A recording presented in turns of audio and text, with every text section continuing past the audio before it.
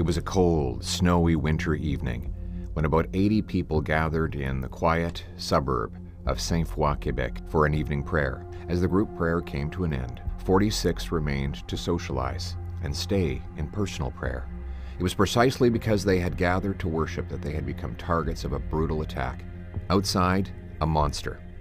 Alexandre Bissonnette grabbed a handgun and began a horrific rampage, murdering 6 innocent Muslims and injuring 5 more. He showed no remorse, firing again at his first 2 victims as they lay bleeding on the pavement.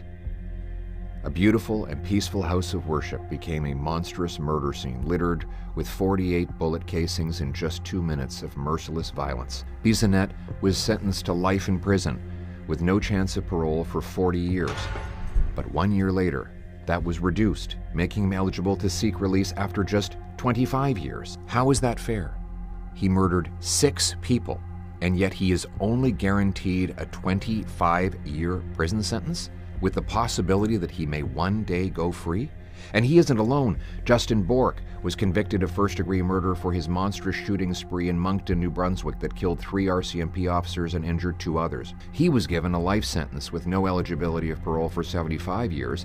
He would have no chance of early release until he turned 99, forced to pay for the lives he took. But 2 years ago, his parole eligibility was reduced to just 25 years, giving him the opportunity to walk free just in time for his 50th birthday. What an outrage.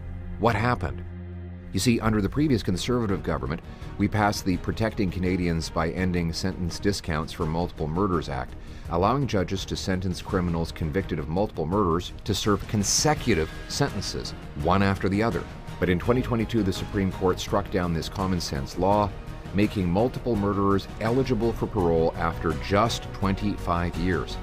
Mass murderers should never again see the light of day.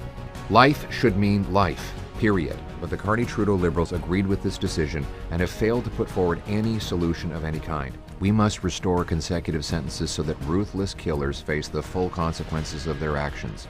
Nothing could be more common sense. Conservatives believe a punishment should be proportionate to the crime. If you kill multiple people, you should spend the rest of your life behind bars. Multiple murders should only come out in a box. That is why I will bring in full real life sentences so that multiple murderers never get out of prison.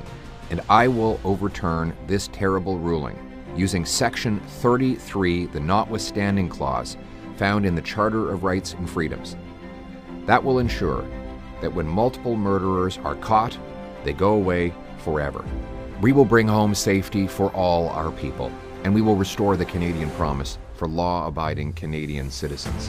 A country where hard work gets you a great life, in a beautiful home, on a safe street, protected by brave police and soldiers under a proud flag.